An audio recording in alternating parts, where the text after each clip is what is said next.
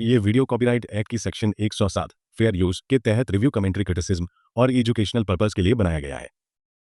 Will Japan का एक आम सा लड़का था, पर एक दिन इसकी मौत हो जाती है और जब इसकी आंखें खुलती हैं तो खुद को एक दूसरी दुनिया में पाता है। ये दुनिया मैजिक, गॉड्स और मिथिकल क्रीचर्स से भरी हुई होती है। होश आते ही विल देखता है कि इसके आसपास 3 अनडेड क्रीचर्स खड़े हुए हैं। इन्हें देखकर विल बुरी तरह से डर जाता है और इसे लगता है कि शायद से ये हेल में आ चुका है। पर ये तीनों इसे नुकसान पहुंचाना नहीं बल्कि विल की परवरिश करना चाहते हैं। विल भी इनकी इंटेंशंस को समझ जाता है, पर क्योंकि विल के पास अपनी पिछली जिंदगी की सारी यादें और इसका दिमाग एक अडल्ट के जैसा ही होता है, तो काफी जल्दी इनकी लैंग्वेज को भी सीख जाता है। एक दिन मैरी पहली बार इसे टेंपल से बाहर लेकर जाती है पर इसे इस नई दुनिया की खूबसूरती को दिखाती है। इतनी सुंदर दुनिया देखकर विल की आंखों में आंसू आ जाते हैं। इसे लगता है कि शायद भगवान ने इसे दूसरा मौका दिया है ताकि इस बार एक अच्छी जिंदगी जी सके। मैरी एक मम्मी प्रीस्टेस होती है और विल के लिए बिल्कुल मॉम की जैसी होती है। कस एक लेजेंडरी गोस्ट विज़र्ड होता है। जब भी बंदा जिंदा था तो दुनिया के सबसे महान मैजिशियंस में से एक था। गुस विल को इस दुनिया का इतिहास, मिथोलॉजी और क्रिएशन वर्ड्स के थ्रू मैजिक का यूज करना सिखाता है। तीसरा बंदा होता है ब्लड, जो कि एक स्केलेटन वॉरियर है। ये विल को तलवार चलाना, लड़ना और एक अच्छा इंसान बनना सिखाता है। धीरे धीरे ये तीनों ही इसका असली परिवार बन जाते हैं। विल अपने नए परिवार के साथ काफी खुश रहता है, पर इसे हमेशा फील होता है कि ये तीनों इससे कुछ राज छुपाते आ रहे हैं, पर फिर भी इनसे सवाल नहीं करता क्योंकि ये खुद भी अपनी रीइंकार्नेशन और अपनी पिछली जिंदगी का सच इनसे छुपा रहा होता है। कई सालों की ट्रेनिंग के बाद एक दिन ब्लड और गस फैसला करते हैं कि अब विल असली कॉम्बैट के लिए तैयार है। ब्लड बिना वार्निंग दिए अपनी तलवार से विल पर हमला कर देता है। विल मुश्किल से ही इस हमले से बच पाता है और एक्सेलरेशन स्पेल का यूज करके दूर निकल जाता है और रास्ते में पानी का एक गड्ढा बना देता है जिसमें ब्लड फिसल कर नीचे गिर जाता है और स्पाइडर वेब स्पेल का यूज करके इसे बांधने की कोशिश करता है, पर ब्लड इस जाल को काट देता है और अगले ही पल विल की स्वॉर्ड को इसके हाथ से छिड़क देता है। इस फाइट से विल को समझ में आ जाता है कि इसे अभी बहुत कुछ सीखना बाकी है। सिर्फ फाइट ही नहीं, मैरी इसे रोजमर्रा की जिंदगी भी जीना सिखाती जाती है ताकि हर सिचुएशन में खुद को संभाल सके। एक दिन ट्रेनिंग से लौटते हुए विल दिखता है कि मैरी अर्थ गॉडेस के टेंपल के अंदर प्रार्थना कर रही होती है। विल को वहाँ पर जाने की इजाजत नहीं होती है, पर क्यूरियोसिटी की वजह से ये छुपकर अंदर चला ही जाता है। और जैसे ही इसकी नजर मैरी पर जाती है तो शौक रह जाता है। मैरी पूरी तरह से आग की लपटों में घिरी होती है। विल बिना कुछ सोचे समझे इसकी तरफ आगे बढ़ जाता है और इसे बचाने की कोशिश करने लगता है। इस चक्कर में इसके हाथ जलने लगते हैं और बेहोश हो जाता है। जब इसकी आंखें खुलती हैं तो इन तीनों को अपने सामने पाता है। मैरी रो रही होती है, मुझे माफ कर देना, मैं डर गया था। पर मैरी इसे सच बताती है। मैरी बताती है कि ये तीनों कभी इंसान हुआ करते थे, पर मौत के बाद इनकी स्ट्रॉन्ग फीलिंग्स की वजह से इनकी सोल्स आगे नहीं बढ़ पाई। इसी वजह से इन्होंने अनडेड गॉड के साथ एक डील कर ली और अनडेड मॉन्स्टर्स में बदल गई। तब से अर्थ और लाइफ की गॉडेस मैटर इन्हें अपना दुश्मन मानते हैं। इसी वजह से जब भी मैरी मैटर से प्रार्थना करती है तो इसका शरीर आग में जलने लगता है, पर फिर भी सालों से बिना रुके उनकी प्रार्थना करती आ रही है। 5 साल बीत जाते हैं, पर अब विल 13 सालों का हो चुका होता है। इतने सालों में यह लगातार गॉड्स की प्रार्थना करता रहता है और मेडिटेशन में इतना ज्यादा माहिर हो जाता है कि बिना खाए पिए लगातार 5 दिनों तक ध्यान लगा सकता है। दूसरी तरफ गस इसकी मैजिकल ट्रेनिंग दिन ब दिन और भी मुश्किल बनाता जाता है, जबकि ब्लड इसकी रोज फिजिकल ट्रेनिंग करवाता है ताकि फिजिकली भी स्ट्रॉन्ग हो सके। एक दिन ब्लड इसे एक स्केलेटन के साथ भिड़वाता है। ये एक अनडेड मॉन्स्टर होता है और बोलता है कि तुम्हें इसे हराना होगा।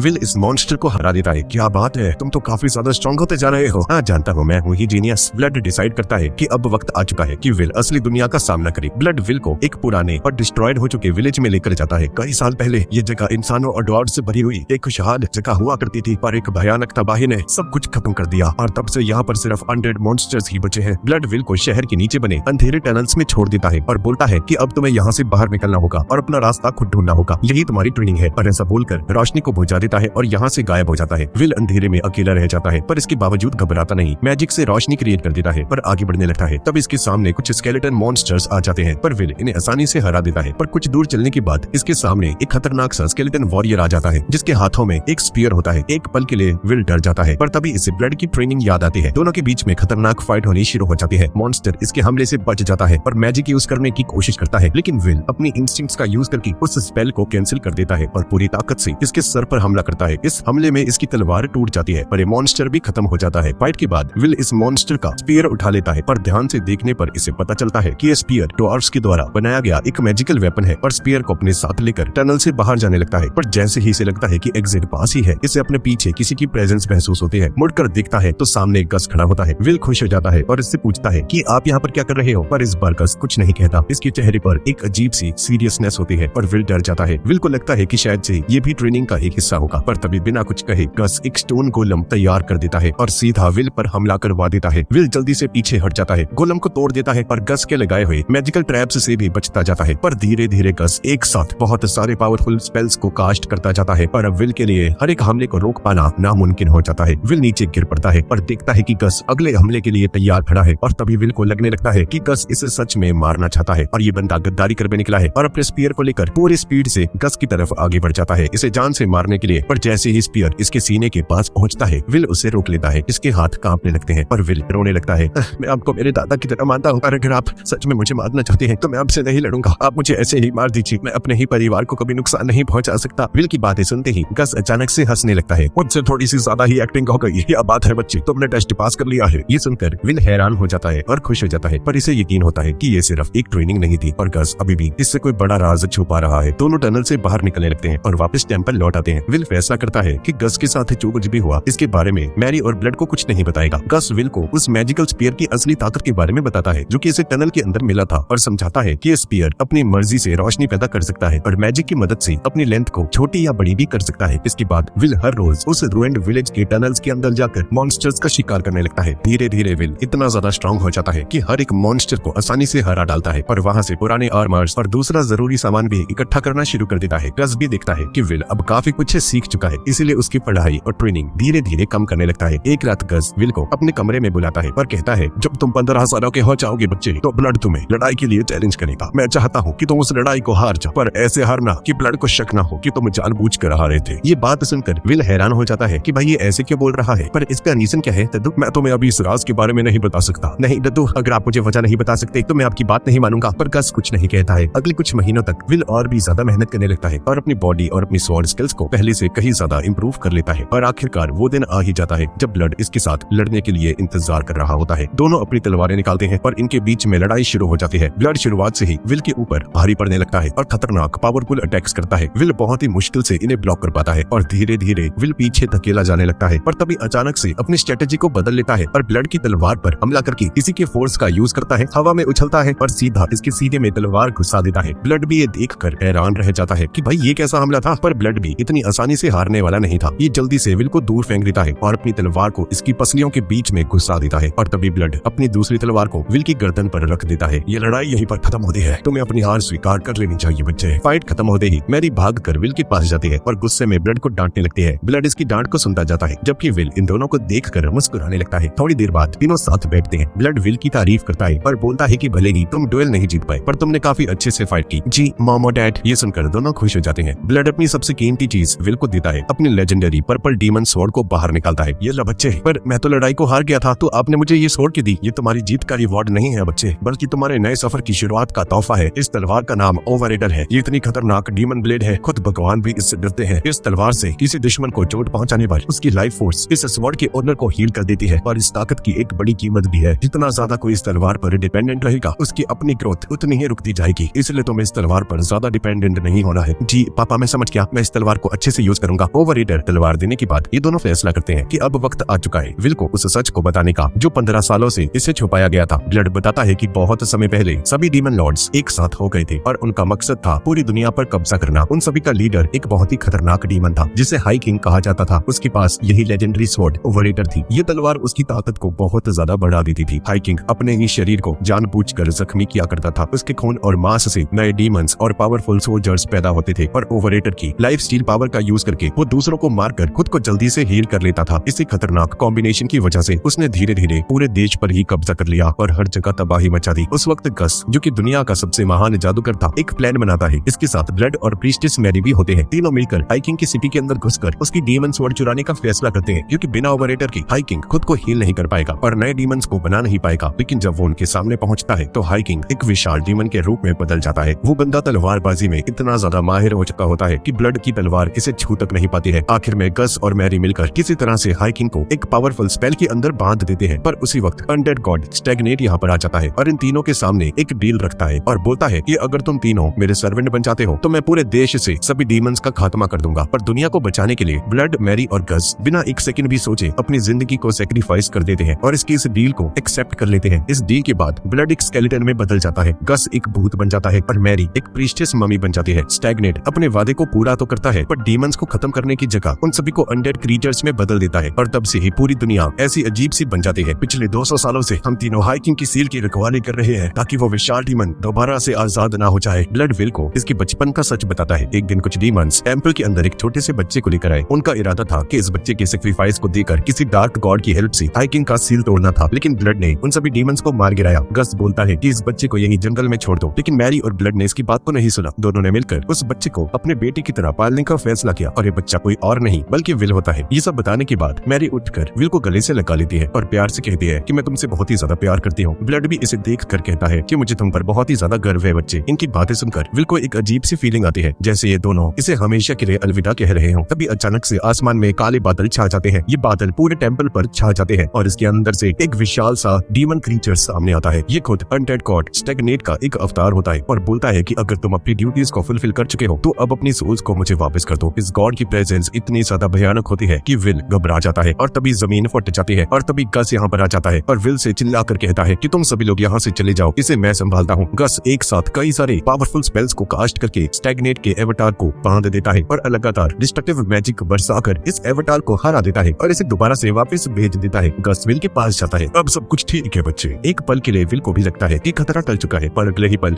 गस के शरीर के 2 टुकड़े हो जाते हैं। ब्लड और मैरी भी जख्मी होकर नीचे जमीन पर गिर जाते हैं। विल शॉक्ड रह जाता है। तभी इसके पीछे से स्टैग्नेट दोबारा से इसके सामने आ जाता है। हमने बस में एक क्लोन को हराया था, असली गॉड को कोई नहीं हरा सकता। स्टैग्नेट विल के पास जाता है और बताता है कि ब्लड, मैरी और गस इसके सर्वेंट है, पर तुम्हारी वजह से इन लोगों ने मुझ पर ध्यान देना बंद कर दिया। इसी वजह से मैं इनकी सोल्स को दोबारा से वापस ले रहा हूँ। विल हैरान हो जाता है और घुटनों के बल नीचे गिर जाता है, पर स्टैग्नेट इसके सामने एक ऑफर रखता है। मेरी आर्मी ज्वाइन कर लो, फिर तुम हमेशा अपने परिवार के साथ खुशी से रह पाओगे। मैं तुम्हें एक दिन का समय देता हूँ। पर ऐसा बोलकर यहाँ से गायब हो जाता है। स्टैग्नेट के चाहते ही विल इन सभी को टेंपल के अंदर लेकर आता है और इसे समझ आता है कि गस इतने सालों से इसे सच क्यों नहीं बता रहा था। स्टैग्नेट आसानी से इनकी सोल्स को वापस ले सकता था। गस ने अपने दोस्तों को बचाने के लिए हर मुमकिन कोशिश की थी, पर अपने ही स्टूडेंट को कभी नुकसान नहीं पहुंचा पाया। इस सच को समझते ही विल खुद को ही इन सभी का जिम्मेदार समझने लग जाता है। विल को अपनी पिछली जिंदगी याद आने लगती है। इससे लगता है कि पहले भी इसने अपने माँ बाप को सिर्फ निराश ही किया था और अब इस नई जिंदगी में भी ये उसी गलती को दोबारा से कर बैठा है। विल पूरी रात रोता रहता है और रोते रोते ही सो जाता है। अगली सुबह जब इसकी आंखें खुलती हैं तो ब्लड, मैरी और गस बिल्कुल नॉर्मल बिहेव कर रहे होते हैं ताकि विल खुद को गिल्टी न माने। लेकिन अब विल भी इनसे कुछ छुपाना नहीं चाहता है, पर इन्हें अपने रीइंकार्नेशन के बारे में सब कुछ बता देता है और कहता है मैं अपनी पिछली जिंदगी में एक निकम्मा इंसान था और मुझे लगता है कि हर एक जिंदगी में मैं वैसा ही रहने वाला हूँ। ये सुनकर मैरी को गुस्सा आ जाता है और विल को एक जोरदार चांटा लगाती है और बोलती है कि दोबारा अपने बारे में कभी ऐसी घटिया बात मत कहना। और विल इसकी बात को समझ जाता है और बोलता है कि मैं अब किसी भी कीमत पर आप सभी की रक्षा करूंगा। इसके बाद विल टेंपल में जाकर गॉड्स के सामने प्रार्थना करता है। 24 घंटे पूरे हो जाते हैं और विल दोबारा से स्टैग्नेट के पास जाता है अपना जवाब देने के लिए। विल इसकी आंखों में देख कर कहता है कि मैं तुम्हारे साथ कोई डील नहीं करने वाला, मैं तुम्हें हराऊंगा, चाहे इसके लिए मुझे अपनी जान ही क्यों ना देनी पड़े। विल के इस जवाब को सुनते ही स्टैग्नेट हंसने लग जाता है और अपनी पावर्स का यूज करके अनडेड मॉन्स्टर्स की एक फौज खड़ी कर देता है। सारे मॉन्स्टर्स विल पर टूट पड़ते हैं। विल अपने स्पीयर से कई सारे मॉन्स्टर्स को हरा डालता है, कुछ को मैजिक वेब्स में बांध देता है, पर एक्सेलरेशन स्पेल का यूज करके इतनी तेजी से हमला करता है कि स्टैग्नेट तक ये देखकर हक्का बक्का रह जाता है। पर दुश्मन बहुत ही ज्यादा होते हैं। इतनी लंबी लड़ाई के बाद विल बुरी तरह से जख्मी हो जाता है। स्टैग्नेट सभी मॉन्स्टर्स को रोक देता है पर इसकी तारीफ करते हुए कहता है मेरी आर्मी का जनरल बन जाओ बच्चे, तुम हमेशा अपने परिवार के साथ रह सकोगे। एक पल के लिए ऐसा लगता है कि जैसे विल इसके ऑफर को मान लेगा और इसका सर्वेंट बन जाएगा। विल इसके पास जाता है और जैसे ही अपना हाथ बढ़ाता है इसकी तरफ, तभी ओवरईटर तलवार को पकड़कर स्टैग्नेट के हाथ को काट डालता है। तलवार से निकले हुए जादुई कांटे स्टैग्नेट को बांध देते हैं और विल लगातार इस पर हमला करता जाता है, लेकिन स्टैग्नेट के हमले तुरंत भरने लगते हैं और विल एक फाइनल हमले से इसे जान से मारने ही वाला होता है कि तभी पीछे से एक जहरीला सांप आ जाता है और इसकी टांगों को लपेट लेता है और विल को काट लेता है। विल बेहोश हो जाता है। जब इसकी आंख खुलती है तो खुद को एक शांत और रोशनी से भरे हुए एक स्वर्ग में पाता है, जहाँ इसकी मुलाकात एक खूबसूरत डिवाइन परी से हो जाती है। ये जगह इसे जानी पहचानी लगती है, पर इसे याद नहीं आता है कि ये जगह इसने पहले कब देखी थी। विल इस परी को देखकर समझ जाता है कि ये लाइफ और रीबर्थ की गॉडेस है। इसका नाम है ग्रेसफील्ड। यही वो देवी थी जिसने विल की मौत के बाद इसे उस नई दुनिया में जन्म दिया था। तुमने स्टैग्नेट का ऑफर क्यों ठुकरा दिया? मेरी पिछली जिंदगी बिल्कुल बेकार थी। मैं दोबारा वैसी जिंदगी नहीं जीना चाहता हूँ। मैं इस दुनिया में एक अच्छा इंसान बनकर जीना चाहता हूँ और सबसे बढ़कर मैं अपने परिवार की हिफाजत करना चाहता हूँ।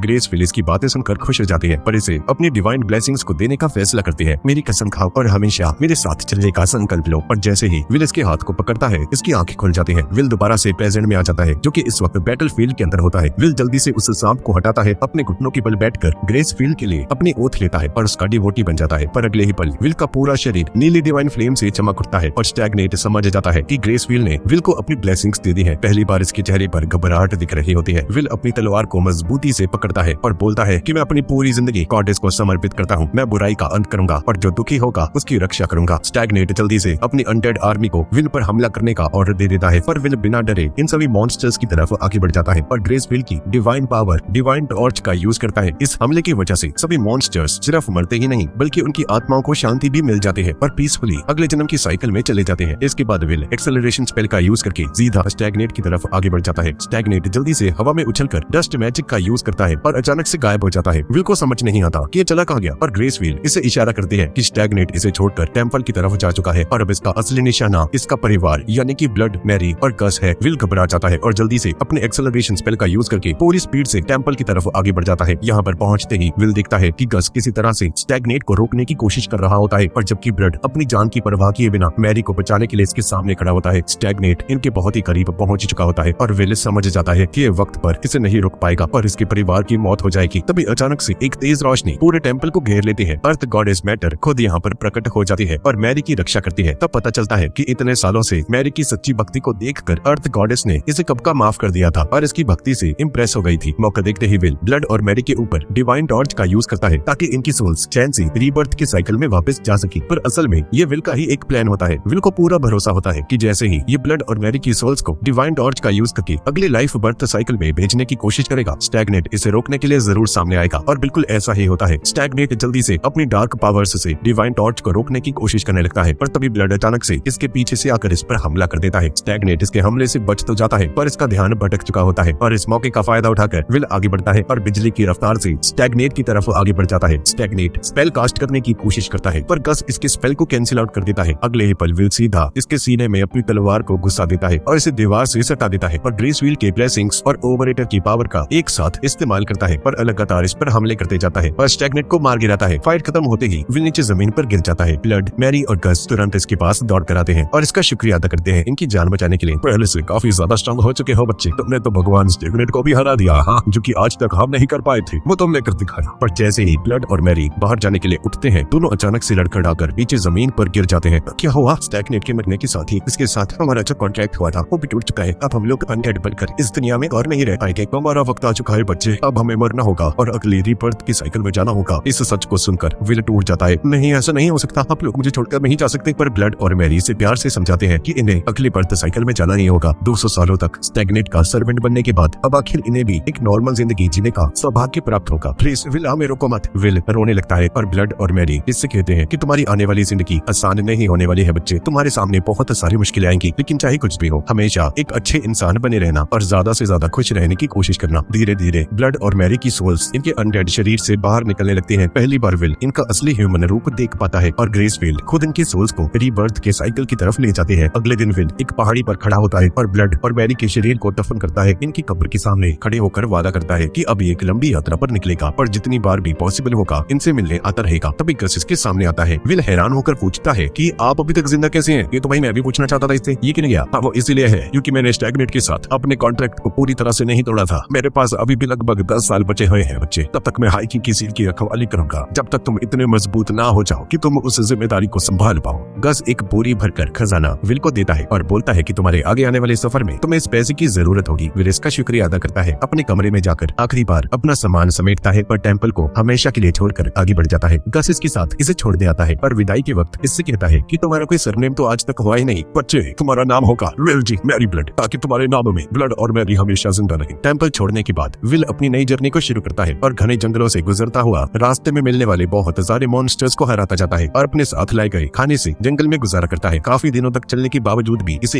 एक भी इंसान नजर नहीं आता है। तभी दूर इसे एक बस्ती दिखाई देती है और खुशी से इसकी तरफ आगे बढ़ जाता है। पर जब यहाँ पर पहुँचता है तो देखता है कि ये पूरा विलेज पूरी तरह से बर्बाद और वीरान पड़ा था। विल इस शहर के पास बहती हुई एक नदी को देखता है और इसके पास जाकर ग्रेसफील्ड से प्रार्थना करता है कि यहाँ पर भटकती हुई सभी आत्माओं को शांति देना और दोबारा से उन्हें रीबर्थ की साइकिल में भेज दीजिएगा। अगले दिन विल नदी के साथ साथ चलना शुरू कर देता है इस उम्मीद में कि शायद बहते हुए पानी के साथ इसे कोई इंसानी बस्ती मिल जाएगी। कुछ देर बाद जंगल में जाते हुए झाड़ियों में से एक जंगली सुअर बाहर निकलता है और विल पर हमला कर देता है। विल जल्दी से अपने स्पेयर का यूज करके इसे मार गिराता है और तब इसकी नजर इस सुअर के शरीर पर लगे हुए एक तीर पर जाती है और समझ जाता है कि आसपास कोई इंसान मौजूद है। और तभी एक एल्फ आर्चर सामने आ जाती है और अपने तीर को सीधा विल की तरफ तान देती है। विल इसे ध्यान से देखता है और इसे समझ नहीं आता कि इसके साथ कम्युनिकेट कैसे करे, क्योंकि इसे इसकी भाषा तो आती ही नहीं है। तभी नोटिस करता है कि एक एल्फ है और इससे एक एंशिएंट एल्फिश भाषा में ग्रीट करता है। ये सुनकर एल्फ हैरान रह जाती है और अपने वेपन को नीचे कर लेती है। ये एल्फ इसके सामने आती है और अपना नाम मैनल बताती है। ये सुअर मेरा शिकार था, पर कोई बात नहीं, तुम इसे खा सकते हो क्योंकि आखिरी हमला तुमने ही किया था। दोनों मिलकर इसका मीट तैयार करते हैं और खाना शुरू करने से पहले विल हमेशा की तरह गॉड्स का शुक्रिया अदा करता है। विल इससे पास के किसी शहर का रास्ता पूछता है और बताता है कि मैं साउथ के रुइंस में भटक गया था। मैनल इसे बताती है कि नदी के नीचे की तरफ एक टाउन है, तुम वहाँ पर जा सकते हो। क्या तुम मेरे साथ चल सकती हो? नहीं, तुम मेरा पीछा ना करना, तुम्हारे लिए बेहतर रहेगा। और ऐसा बोलकर अपने फेरी मैजिक का यूज करके छोटे छोटे फेरीज को बुलाता है जो कि इसे गाइड करते हुए इसे जंगल के अंदर लेकर जाते हैं और कुछ ही सेकंड्स में यहाँ से गायब हो जाता है। रात होते ही विल कैंप लगाता है और आराम से सो जाता है। ग्रेस विल इसके सपने में आती है पर इसे एक विजन को दिखाती है। विल देखता है कि मैनल और उसका पूरा गांव किसी बहुत ही बड़े खतरे में है और उन पर हमला होने वाला है। ये देखते ही विल झटके से उठ बैठता है और बिना टाइम वेस्ट किए मैनल के फुटप्रिंट्स का पीछा करते हुए उसकी तरफ आगे बढ़ जाता है। काफी देर तक चलने के बाद मैनल एक विलेज पे पहुंचता है। पहली नजर में सब कुछ नॉर्मल लग रहा होता है और तभी इसे किसी का एहसास होता है कि कुछ लोग किसी पर हमला करने वाले हैं। विल जल्दी से कुछ विलेजर्स के सामने आकर इन्हें तीरों से बचा लेता है, पर अगले ही पल इसे पता चलता है कि जिसे बचाने ये अभी दौड़ा था असली खतरा वही है। मैनल ही अपने साथियों के साथ मिलकर इस विलेज पर हमला कर रहा होता है। मैनल बिना कुछ कही विल पर लगातार तीर चलाने लगता है। विलेज के सभी गार्ड्स भी अलर्ट हो जाते हैं और मैनल और इसके सभी साथी यहाँ से भागने लगते हैं। विल एक्सेलरेशन स्पेल का यूज करके इनका पीछा करता है और आखिर में मैनल के पेट के ऊपर एक जू आने के बारे में बताता है। मैनल विल को बताता है कि यह हाफ एल्फ है। इसकी माँ को एक इंसान से प्यार हो गया था पर उसी रिश्ते से इसका जन्म हुआ, लेकिन गाँव के लोग कभी इस बात को एक्सेप्ट नहीं कर पाए कि एक एल्फ एक इंसान के साथ क्या कर रही है। और माँ की मौत के बाद लोग इसे हर रोज बुली क्या करते थे और इसे हाफ एल्फ कहकर चिढ़ाया करते थे। और आखिरकार ये गाँव छोड़कर एक एडवेंचरर बन गया, पर बदकिस्मती से इसके अपने ही टीममेट्स ने इसे धोखा दे दिया और बाद में भटकते भटकते इसे विलेज तक पहुंच गया जहां इसकी मुलाकात अपनी अडॉप्टिव ग्रैंड मदर से हुई थी। इसकी ग्रैंड माँ ने ही इसे सही रास्ता दिखाया, लेकिन आधा एल्फ होने की वजह से मैनल बहुत ही कम जल्दी से एज होता है। इसी वजह से जब इसकी ग्रैंड माँ धीरे धीरे बूढ़ी होती गई तब भी ये लगभग वैसा ही रहा और बिल्कुल भी एज नहीं किया। इसी वजह से इसे अक्सर अकेलापन महसूस हुआ करता था। विल, मैं भी ग्रेसफील्ड का डिवोटी बनना चाहता हूँ, क्या तुम भी मुझे ब्लेसिंग्स दे सकते हो प्लीज? विल खुशी खुशी इसे ग्रेसफील्ड की ब्लेसिंग्स दे देता है और मैनल ऑफिशियली इसकी गॉडेस का फॉलोअर बन जाता है। अगले दिन गाँव को दोबारा से क्रिएट करने का काम शुरू हो जाता है, पर जल्दी ही सभी को समझ में आ जाता है कि विलेज को दोबारा से बनाने के लिए बहुत सारा सामान चाहिए जो कि सिर्फ व्हाइट सेल सिटी से ही मिल सकता है। पर मैनल इसे बताता है कि हाइकिंग के खिलाफ हुई जंग के बाद से